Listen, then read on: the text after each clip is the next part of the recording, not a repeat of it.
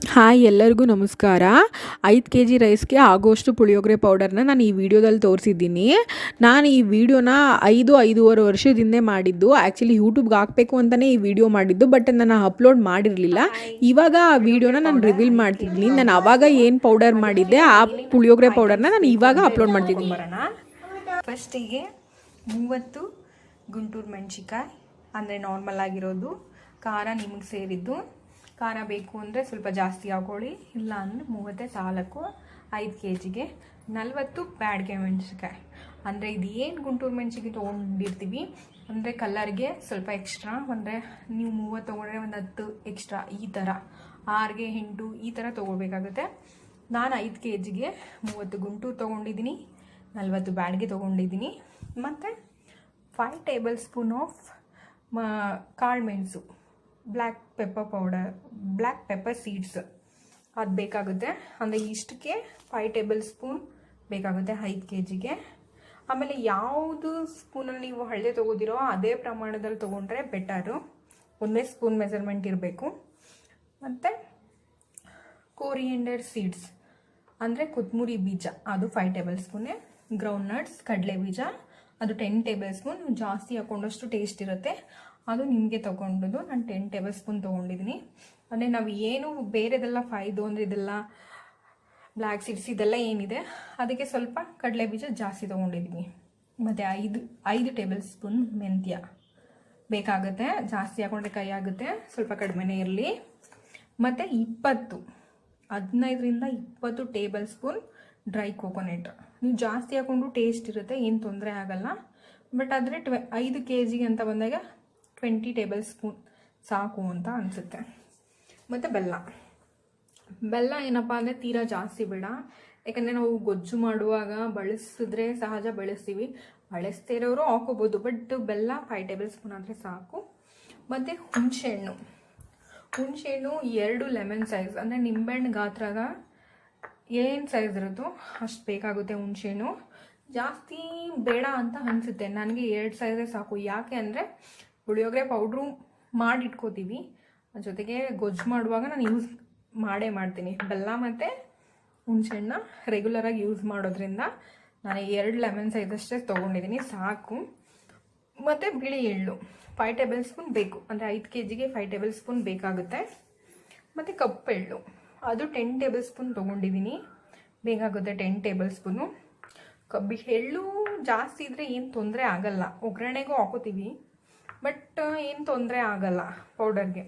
ಮತ್ತು ಜೀರಿಗೆ 5 table spoon ಬೇಕಾಗುತ್ತೆ. ಕಡಿಮೆನೇ ಹಾಕೊಳ್ಳಿ, ಅಂದರೆ ಕೈ ಅಂದರೆ ಗಡ್ಸ್ ಬರಬಾರ್ದು. ಒಂದು 4.5ರಿಂದ 5 ಸ್ಪೂನ್ ಆದರೆ ಸಾಕು. ಸಾಸಿವೆನೂ ಅಷ್ಟೇ 2.5 ತೊಗೊಂಡಿದ್ದೀನಿ, 2.5 ಟೇಬಲ್ ಸ್ಪೂನ್ ತೊಗೊಂಡಿದ್ದೀನಿ, ಸಾಕು.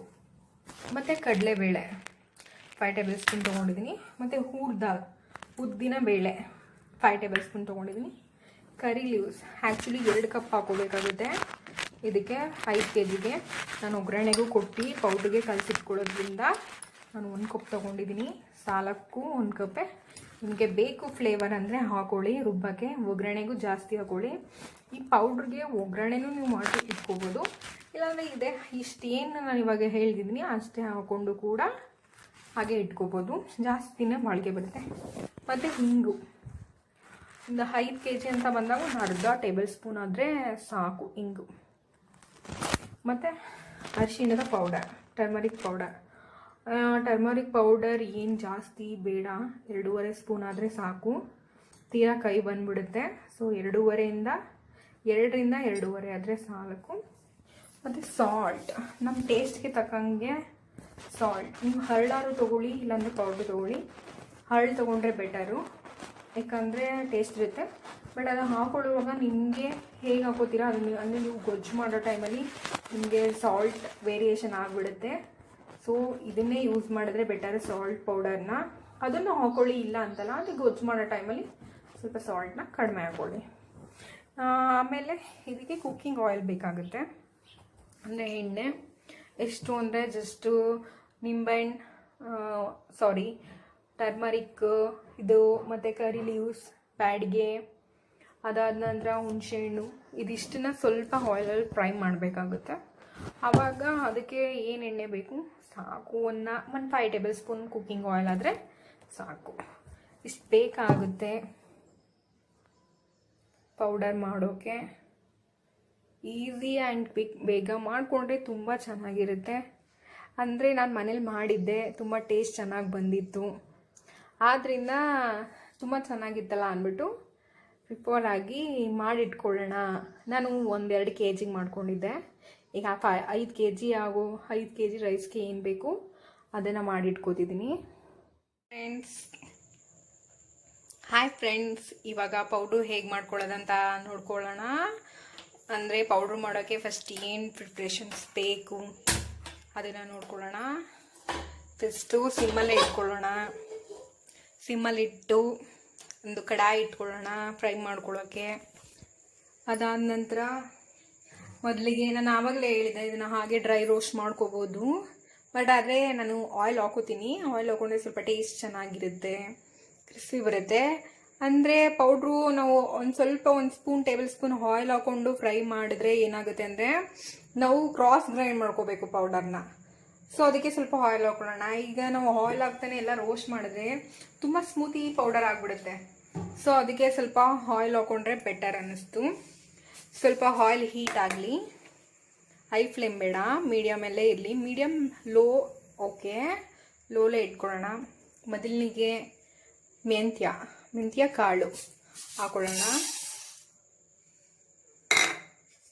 ಅದನ್ನು ಸ್ವಲ್ಪ ಜಸ್ಟ್ ಹೀಗೆ ರೋಸ್ಟ್ ಮಾಡೋಣ ಆಯಿಲಲ್ಲಿ. ಹೀಗೆ 1-2 ನಿಮಿಷ ಬಾಡಿಸೋಣ. ಅದಾದ ನಂತರ ಕಾಳು ಮೆಣಸು,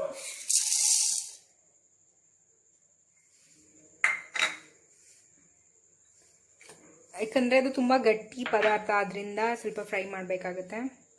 ಅದಾದ ನಂತರ ಕಡಲೆಬೇಳೆ, ಅದಾದ ನಂತರ ಉದ್ದಿನಬೇಳೆ,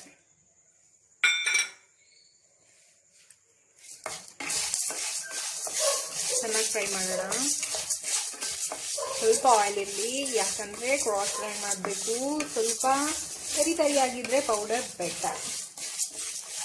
ನೋಡ್ತಿದ್ರಲ್ಲ, ಹಿಂಗೆ ಆಯಿಲ್ ನೀಟಾಗಿ ಫ್ರೈ ಆಗಬೇಕು. ಆಯಿಲ್ ನೀವು ಕಡಿಮೆ ಹಾಕ್ಕೊಂಡು ಓಕೆ, ಒಂದು ಟೇಬಲ್ ಸ್ಪೂನ್ ಹಾಕ್ಕೊಂಡು ಓಕೆ.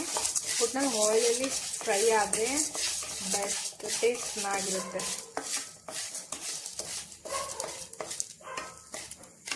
ಓಕೆ, ಅದಾದಮೇಲೆ ಜೀರಿಗೆ ಹಾಕೊಳ್ಳೋಣ.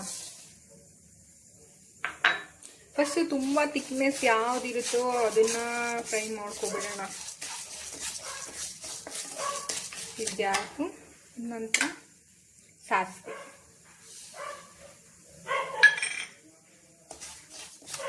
ಎಲ್ಲ ನೀಟಾಗಿ ಫ್ರೈ ಮಾಡ್ಕೊಳ್ಳೋಣ. ಕೆಲವರು ಸಪ್ರೇಟ್ ಫ್ರೈ ಮಾಡ್ಕೋತಾರೆ, ನಾನಿಲ್ಲಿ ಒಟ್ಟಿಗೆ ಹಾಕೊಂಡಿದ್ದೀನಿ. ಒಟ್ಟಿಗೆ ನೀಟಾಗಿ ಫ್ರೈ ಮಾಡ್ತಿದ್ದೀನಿ. ಇನ್ನೂ ಒಂದು 2 ಮಿನಿಟ್ಸ್ ಅಷ್ಟೇ.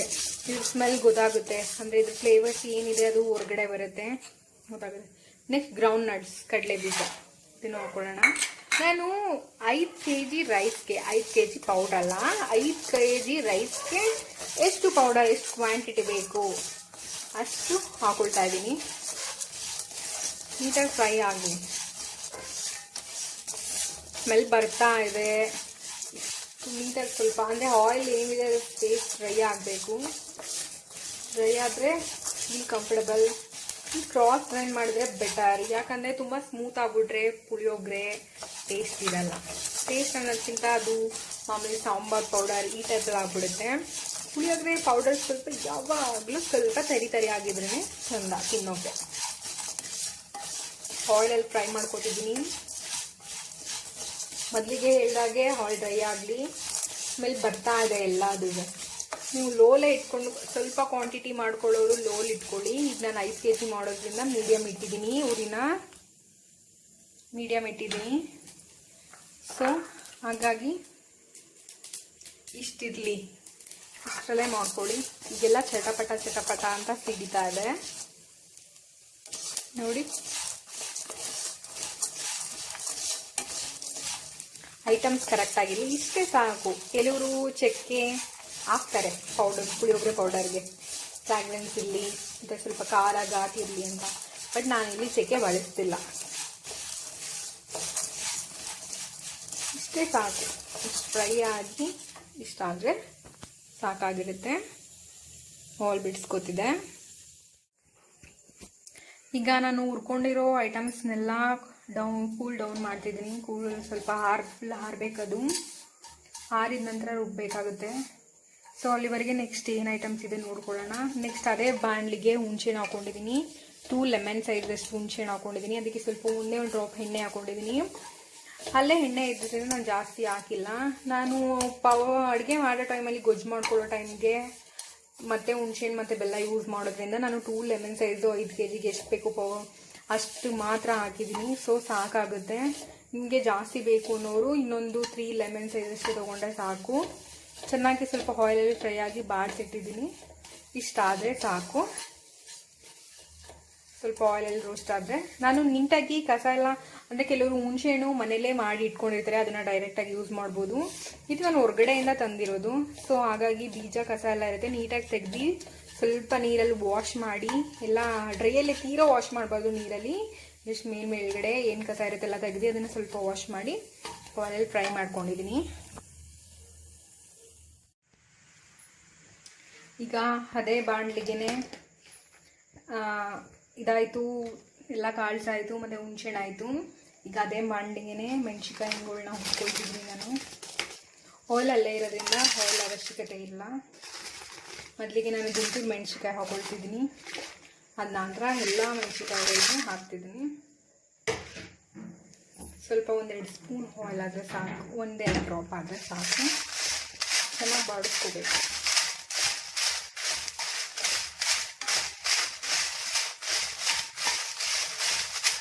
ಬಾಡಾಗುತ್ತೆ ನೀಟಾಗಿ. ಇದಕ್ಕೇನು ಜಾಸ್ತಿ ತುಂಬ ಬ್ಲ್ಯಾಕ್ ಮಾಡ್ಕೋಬೋದು, ಸ್ವಲ್ಪ ಫ್ರೈ ಮಾಡಬೇಕಷ್ಟೇ. ನೆಕ್ಸ್ಟ್ ಇದನ್ನ ನಂತರ ನಾನು ಕೋರಿಯಂಡರ್ ಸೀಡ್ಸ್ ಇಲ್ಲಿಗೆ ಹಾಕೊಳ್ತಿದ್ದೀನಿ. ಇದನ್ನು ಫ್ರೈ ಮಾಡ್ಕೋಬೇಕಾಗುತ್ತೆ.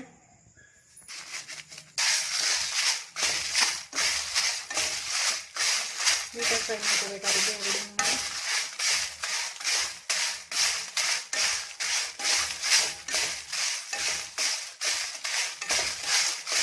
ಅದು ಘಾಟ್ ಸ್ವಲ್ಪ ಬರಬೇಕು ಮೆಣಸಿನ್ಕಾಯಿದು. ನೀಟಾಗಿ ಫ್ರೈ ಆಗಬೇಕು ಆಯಿಲಲ್ಲಿ, ಸ್ವಲ್ಪ ಆಯಿಲಲ್ಲಿ ಇದು ಕೂಡ ಫ್ರೈ ಆಗಬೇಕು, ನೀಟಾಗೆಲ್ಲ ಫ್ರೈ ಆಗಬೇಕು. ಅದಕ್ಕೇ ನಾನು ಕರಿ ಲೀವ್ಸ್ ಇದನ್ನು ಕೂಡ ಅದ್ರ ಒಳಗಡೆ ಹಾಕ್ತಿದ್ದೀನಿ.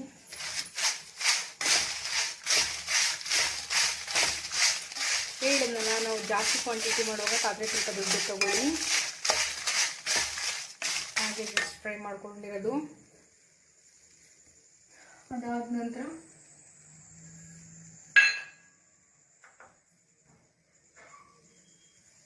ಡ್ರೈ ಕೋಕೋನಟ್ 20 ಟೇಬಲ್ ಸ್ಪೂನ್ ಇದಿಷ್ಟನ್ನು ಹಾಕೋಬೇಕಾಗುತ್ತೆ. ಎಲ್ಲ ಈ ಪ್ರೊಸೀಜರಲ್ಲೇ ಮಾಡ್ಕೋಬೇಕು. ತೀರಾ ಮೆಣಸಿನ್ಕಾಯಿ ಸಿಹಿಯೋ ಲೆವೆಲ್ಗೆ ಬಿಡೋಕ್ಕೆ ಹೋಗಬಾರ್ದು. ಒಂದು ಲೆವೆಲಿಗೆ ರೋಸ್ಟ್ ಆಗಬೇಕು. ಇದಕ್ಕೆ ಆಯಿಲ್ ಏನು ಜಾಸ್ತಿ ಬೇಕಾಗಿಲ್ಲ, ಆಲ್ರೆಡಿ ಹಾಕಿರೋದ್ರಿಂದ ನೀಟಾಗಿ ಫ್ರೈ ಮಾಡ್ಕೋಬೇಕು. ಸ್ವಲ್ಪ ಕ್ರಾಸ್ ಗ್ರೈಂಡ್ ಮಾಡಿದರೆ ಏನಾಗುತ್ತೆ, ತುಂಬ ಚೆನ್ನಾಗಿರುತ್ತೆ. ಕೊಬ್ಬರಿ, ಡ್ರೈ ಕೋಕೋನಟ್ ಮತ್ತು ಪೌಡರ್ಗೂ ಕೂಡ ಹಾಕ್ತೀನಿ.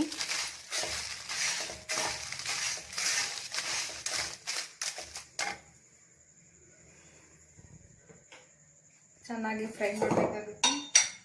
ಇದ ನಂತರ ಆಗಲೇ ಹೇಳಿದಾಗೆ ನಾನು ಟರ್ಮರಿಕ್ 2ರಿಂದ 2.5 ಬೇಕಾಗುತ್ತೆ. ಜಾಸ್ತಿ ಬೇಡ, ಕಾಯಿ ಬಂದ್ಬಿಡುತ್ತೆ. 2.5 ಸಾಕು. 2 ಹಾಕೊಂಡ್ರು ಓಕೆ, ಸಾಕಾಗುತ್ತೆ. ನಾನು 2.5 ಹಾಕಿದ್ದೀನಿ. ಇದನ್ನು ನೀಟಾಗಿ ಎಲ್ಲ ಮಿಕ್ಸ್ ಮಾಡಿಕೊಂಡು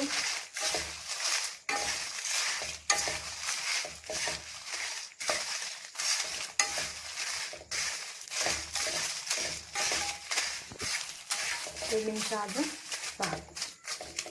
ಸ್ವಲ್ಪ ಬ್ಲ್ಯಾಕಿಶ್, ತೀರಾ ಬ್ಲ್ಯಾಕ್ ಆಗೋದು ಬೇಡ ಮೆಣಸಿನ್ಕಾಯಿ, ಒಂದು ಲೆವೆಲ್ಗಾದರೆ.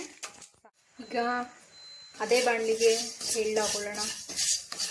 ನಾನಿಲ್ಲಿ ನಿಮಗೆ ಟ್ರಾನ್ಸ್ಫರ್ ಮಾಡೋದು ಹೇಳ್ತಿಲ್ಲ, ಯಾಕಾಗಿ ನಾನು ಒಂದು ಕೈಲಿ ಮೊಬೈಲ್ ಇಟ್ಕೊಂಡು ವಿಡಿಯೋ ಮಾಡ್ತಿದ್ದೀನಿ, ಇನ್ನೊಂದು ಕೈಲಿ ಮಾಡ್ತಿರೋದ್ರಿಂದ ನಾನು ನಿಮಗೆ ಆಗಿ ಬಾಡಿಸಿದ್ದನ್ನು ಟ್ರಾನ್ಸ್ಫರ್ ಮಾಡೋದನ್ನು ತೋರ್ಸೋಕ್ಕಾಗ್ತಿಲ್ಲ. ಹಾಗಾಗಿ ಹೇಳ್ತಿದ್ದೀನಿ. ಮತ್ತು ಬಿಳಿದು ಬ್ಲ್ಯಾಕು ಮತ್ತು ಬಿಳಿ ಎರಡನ್ನೂ ಚೆನ್ನಾಗಿ ಸ್ವಲ್ಪ ಎಳ್ಳು ಚಟಪಟ ಅಂತ ಸಿಡಿಬೇಕು. ಇದಕ್ಕೆ ಆಯಿಲ್ ಅವಶ್ಯಕತೆ ಇರಲ್ಲ, ಸೊ ಇದರಲ್ಲೇ ತುಂಬ ಆಯಿಲ್ಸ್ ಇರುತ್ತೆ. ಸೊ ಇದು ನಾವು ಆಯಿಲ್ ಹಾಕೊಂಡು ಏನು ಫ್ರೈ ಮಾಡ್ಕೋಬೇಕಾಗಿಲ್ಲ. ತೀರಾ ಇದನ್ನು ರೋಸ್ಟ್ ಮಾಡಬಾರ್ದು, ಜಸ್ಟ್ ಚಟಪಟ ಅಂತ ಸಿಡಿಬೇಕು ಎಳ್ಳು. ಎಲ್ಲನೂ ಮೀಡಿಯಮಲ್ಲೇ ಲೋ ಫ್ಲೇಮಲ್ಲೇ ಇಟ್ಕೊಂಡು ಮಾಡಿ, ಇಲ್ಲ ಅಂದರೆ ಕಲರ್ ತುಂಬ ಸೀದೋಗ್ಬಿಟ್ರೆ ಪೌಡರ್ ಟೇಸ್ಟ್ ಬರಲ್ಲ. ನಾರ್ಮಲಾಗೆ ಮಾಡಿ. ನಾನು ಎರಡನ್ನೂ ಮಿಕ್ಸ್ ಮಾಡ್ಕೊಂಡು ಫ್ರೈ ಮಾಡ್ಕೊಟ್ಟಿದ್ದೀನಿ. ಮತ್ತು ಒಗ್ಗರಣೆಗೂ ಕಲಸಿಡುವಾಗಲೂ ಹಾಗೆ ಒಗ್ಗರಣೆ ಕೊಟ್ಟು ಕಲಸಿಟ್ರೆ ತುಂಬ ಚೆನ್ನಾಗಿರುತ್ತೆ. ನೋಡಿ, ಪ್ಯಾನ್ ಹೋದೆ ಕಲರ್ ಇದನ್ನ ಬ್ಲ್ಯಾಕ್ ಟಿಪ್ಸ್ ಕಾಣಿಸ್ತಿಲ್ಲ ನಿಮಗೆ. ಎರಡು ಯೂಸಿದ್ದೀನಿ. ಬ್ಲ್ಯಾಕ್ ಬಿಳಿ ಕಪ್ಪೆರಳು 10 ಟೇಬಲ್ ಸ್ಪೂನ್ ಇದೆ, ಬಿಳಿ 5 ಇದೆ. ನೀವು ಬ್ಲ್ಯಾಕ್ ಜಾಸ್ತಿ ಯೂಸ್ ಮಾಡಿದಷ್ಟು ಟೇಸ್ಟ್ ಇರುತ್ತೆ, ಚೆನ್ನಾಗಿರುತ್ತೆ, ಇನ್ನು ಟೇಸ್ಟ್ ಬರುತ್ತೆ. ಸಿಡಿತಾ ಇದೆ ಚಟಪಟ ಅಂತ ನೋಡಿ. ಅಲ್ಲಿ ಹೇಗೆ ಬರ್ತಿದೆ ನಿಮಗೆ ಕಾಣಿಸ್ತಾ ಇರ್ಬೋದು, ಸೋಪ್ ಥರ ಬರ್ತಾ ಇರೋದಿಲ್ಲ. ಚಟಪಟ ಅಂತ ಸಿಡಿತಿದೆ, ಸಾಕು. ಇಷ್ಟ ಆದರೆ ಏನೇ ಪ್ರತಿಯೊಂದು ಎಲ್ಲನೂ ತಣ್ಣಗಾದ ನಂತರನೇ ರುಬ್ಬಬೇಕು. ಇಷ್ಟ ಆದರೆ ಸಾಕು, ಜಾಸ್ತಿ ಬೇಡ. ಆಫ್ ಮಾಡಿಬಿಟ್ಟೆ. ಆಗಿದೆಲ್ಲ ಫ್ರೈ ಮಾಡ್ಕೊಂಡ್ರದೆಲ್ಲ ಆರಿದೆ. ನೆಕ್ಸ್ಟ್ ಈಗ ನಾವು ಗ್ರೈಂಡ್ ಮಾಡ್ಕೋಬೇಕು. ನೋಡಿ, ಸಪ್ರೇಟಾಗಿ ಮಾಡ್ಕೋಬೇಕು. ಮೊದಲಿಗೆ ಇದು ಕಾಳ್ಸೆಲ್ಲ ಏನಿದೆ ಇದನ್ನ ಹಾಕೋಬೇಕು. ಇದು ತುಂಬ ಸ್ಮೂತ್ ಪೇಸ್ಟ್ ಮಾಡ್ಬೇಕು ನಾವು. ಅದಾದ ನಂತರ ಇದನ್ನ ಸ್ವಲ್ಪ ಕ್ರಾಸ್ ಗ್ರೈಂಡ್ ಮಾಡ್ಕೋಬೇಕಾಗುತ್ತೆ. ಇದು ರಫ್ ಬರಬಾರ್ದು. ಇದಿಷ್ಟು ಇದನ್ನು ಸ್ಮೂತಾಗಿ ಹಾಕೋಬೇಕಾಗುತ್ತೆ. ಅದ್ರ ಜೊತೆಗೆ ಇದನ್ನ ಸ್ವಲ್ಪ ರಫ್ ಆಗಿ ಹಾಕೋಬೇಕು. ಹಂಗೆ ಗ್ರೈಂಡ್ ಮಾಡ್ಕೋತೀನಿ ನಾನು ಎಲ್ಲನೂ. ಅದಾದ ನಂತರ ಒಗ್ಗರಣೆ ಕೊಡ್ತೀನಿ. ನೋಡಿ, ಎಲ್ಲ ಹಾಕೊಂಡಿದ್ದೀನಿ. ಇವಾಗ ಇದನ್ನು ತುಂಬ ಸ್ಮೂತ್ ಪೇಸ್ಟ್ ಮಾಡಬೇಕು. ಇದ್ರ ಜೊತೆಗೇ ಎಳ್ಳು ಹಾಕೊಳ್ಳೋಣ.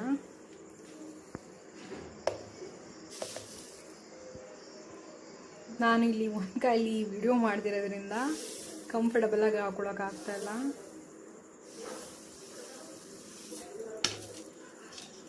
ಬ್ಲ್ಯಾಕ್ ಆ್ಯಂಡ್ ವೈಟ್ ಎರಡನ್ನೂ ಹಾಕೋಬೇಕಾಗುತ್ತೆ. ಇದಿಷ್ಟನ್ನ ತುಂಬ ಸ್ಮೂತ್ ಪೇಸ್ಟ್ ಮಾಡ್ಕೋಬೇಕು. ಹುಡಿ ಮೆಣಸಿನ್ಕಾಯಿ, ಕೊಬ್ಬರಿ, ಬೆಲ್ಲ, ಕರ್ಬೇವಿನ ಸೊಪ್ಪು ಎಲ್ಲ ರುಬ್ಬಿದ್ನಲ್ಲ, ಇಷ್ಟು ಗ್ರೈಂಡ್ ಆಗಬೇಕು. ಅದು ಮಾಮೂಲಿ ಕಾಳೆಲ್ಲ ಸ್ಮೂತ್ ಆಗಬೇಕು. ಇದು ಇಷ್ಟ ಆಗಬೇಕು. ಇದಕ್ಕೇ ಹುಣಸೆಹಣ್ಣು, ಬೆಲ್ಲ. ನಾನು ಆರ್ಗ್ಯಾನಿಕ್ ತೊಗೋತಿದ್ದೀನಿ ಬೆಲ್ಲನ, ಯಾವುದೇ ಕೆಮಿಕಲ್ಸ್ ಇಲ್ಲ. ಹಾಲೆ ಮನೇಲಿ ಮಾಡಿರೋವಂಥ ಡೈರೆಕ್ಟಾಗಿ ತಂದಿರೋದು, ಕೆಮಿಕಲ್ಸ್ ಇಲ್ಲ. ಆರ್ಗ್ಯಾನಿಕ್ಕಾಗಿ ತೊಗೋತಿದ್ದೀನಿ. ನೀವು ಬಕೆಟ್ ಬೆಲ್ಲನೂ ಕೂಡ ಯೂಸ್ ಮಾಡ್ಬೋದು.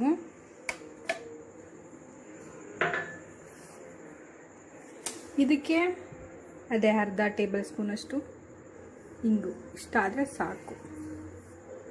ಇಂಗು ಜಾಸ್ತಿ ಆಗಿಬಿಟ್ರೆ ಫ್ಲೇವರ್ ಅದೇ ಬಂದ್ಬಿಡುತ್ತೆ. ಸೊ ಇಷ್ಟ ಆದರೆ ಸಾಕು.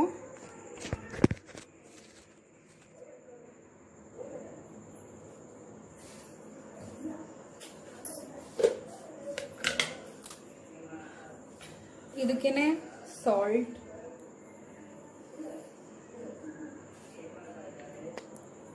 ನಾನು 2 ಸ್ಪೂನ್ ಹಾಕೊಂಡಿದ್ದೀನಿ, ಸಾಕು. ನಾನು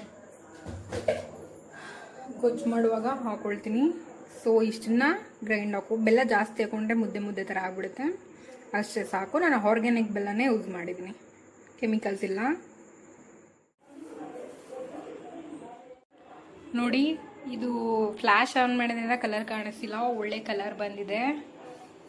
ತುಂಬ ಚೆನ್ನಾಗಿ ಇಷ್ಟ ಆಗಬೇಕು ಪುಳಿಯೋಗರೆಗೆ. ಇದಕ್ಕೆ ಒಗ್ಗರಣೆ ಕೊಟ್ಕೊಂಡೆ ತುಂಬ ಚೆನ್ನಾಗಿರುತ್ತೆ. ತುಂಬ ಚೆನ್ನಾಗಿದೆ ಕಲರು. ನೈಟ್ ಆದ್ರಿಂದ ಲೈಟ್ಗೆ ಈ ಥರ ಕಲರ್ ಕಾಣಿಸ್ತಿದೆ. ನಾನು ಡೈಲಿ ಹೇಗಿದೆ ಪೌಡರ್ ನೋಡಿ, ಕಲರ್ ತುಂಬ ಚೆನ್ನಾಗಿದೆ. ನಾನು ಹೇಳಿದ್ನಲ್ಲ, ಹುಣಸೆಹಣ್ಣು ಮತ್ತು ಬೆಲ್ಲ ಜಾಸ್ತಿ ಹಾಕೋಕೆ ಹೋಗ್ಬಾರ್ದು. ನಾನು ಆರ್ಗ್ಯಾನಿಕ್ ಯೂಸ್ ಮಾಡಿದ್ದೀನಿ. ಇಲ್ಲಾಂದರೆ ಈ ಥರ ಸ್ಮೂತ್ ಬರಲ್ಲ, ಉಂಡೆ ಥರ ಹಿಂಗೆ ಈ ಥರ ಆಗಿಬಿಡುತ್ತೆ. ತುಂಬ ಚೆನ್ನಾಗಾಗಿದೆ. ಇದಕ್ಕೆ ಒಗ್ಗರಣೆ ಕೊಟ್ಕೊಂಡು ಇಟ್ಕೊಂಡ್ರೆ ಇನ್ನೂ ಚೆನ್ನಾಗಿರುತ್ತೆ.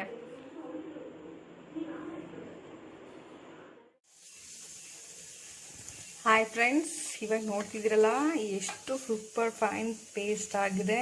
ಇಷ್ಟು ರಫಾಗಿ ಆಡಿಸ್ಕೊಂಡ್ರೆ ಬೆಟರು. ಹೇಳಿದ್ನಲ್ಲ ಆಗಲೇ ಕಡಲೆಬೇಳೆ, ಉದ್ದಿನಬೇಳೆ ಇದನ್ನೆಲ್ಲ ತುಂಬ ಸ್ಮೂತಾಗಿ ಆಡಿಸಿ ಮೆಣಸಿನ್ಕಾಯಿ, ಕರ್ಬೇವಿನ ಸೊಪ್ಪು ಮತ್ತು ಕೊಬ್ಬರಿ ಇದನ್ನೆಲ್ಲ ಇಷ್ಟು ತರಿಯಾಗಿ ಆಡಿಸ್ಕೊಂಡ್ರೆ ಎಷ್ಟು ಮಿಕ್ಸ್ ಆಗಿದೆ. ನಾನು ಒಗ್ಗರಣೆ ಕೊಟ್ಕೊಂಡಿದ್ದೀನಿ ನಾರ್ಮಲಾಗಿ ಪುಳಿಯೋಗರೆಗೆ ಏನು ಒಗ್ಗರಣೆ ನಾನು ಒಗ್ಗರಣೆ ಕೊಟ್ಟಿಟ್ಕೊತೀನಿ. ಒಂದೊಂದ್ಸಲ ಡೈರೆಕ್ಟಾಗಿ ರೈಸ್ಗೆ ಬರೀ ಆಯಿಲ್ಗೆ ಹಾಕೊಂಡೆ ಮಾಡ್ಕೋಬೋದು. ತುಂಬ ಚೆನ್ನಾಗಿದೆ, ತುಂಬ ಸ್ಮೆಲ್ ಕೂಡ ತುಂಬ ಚೆನ್ನಾಗಿದೆ, ತುಂಬ ರೆಡ್ಡಿಶ್ ಆಗಿದೆ, ಒಳ್ಳೆ ಕಲರ್ ಬಂದಿದೆ. ನಾನು 5 kg ರೈಸ್ಗೆ ಏನು ಬೇಕು ಅದನ್ನು ಮಾಡ್ಕೊಂಡಿದ್ದೀನಿ. ಇಷ್ಟು ನೀಟಾಗಿ ಒಗ್ಗರಣೆ ಕೊಟ್ಕೊಂಡಿದ್ದೀನಿ. ಸಾಸಿವೆ, ಕಡಲೆಬೇಳೆ, ಕರ್ಬೇವಿನ ಸೊಪ್ಪು, ಉದ್ದಿನಬೇಳೆ, ಕಡಲೆ ಬೀಜ, ಹಸಿಮೆಣ್ಸಿಕಾಯಿ ಮತ್ತು ಸ್ವಲ್ಪ ಕೊಬ್ಬರಿ ಮತ್ತು ಬ್ಲ್ಯಾಕ್ ಎಳ್ಳು, ಕಪ್ಪು ಎಳ್ಳು ಹಾಕಿ ಒಗ್ಗರಣೆ ಕೊಟ್ಟಿದ್ದೀನಿ. ನೀವು ಹಾಗೇ ಪೌಡ್ರನ್ನ ಇಟ್ಕೋಬೋದು, ಒಗ್ಗರಣೆ ಕೊಟ್ಟಿಟ್ಕೊಂಡು ತುಂಬ ಚೆನ್ನಾಗಿರುತ್ತೆ. ನೋಡಿ ಎಷ್ಟು ಸೂಪರಾಗಿ, ನೋಡಿ ಈ ರೀತಿ ಬಂದರೆ ಗುಡ್, ತುಂಬ ಚೆನ್ನಾಗಾಗಿದೆ ಫ್ರೆಂಡ್ಸ್.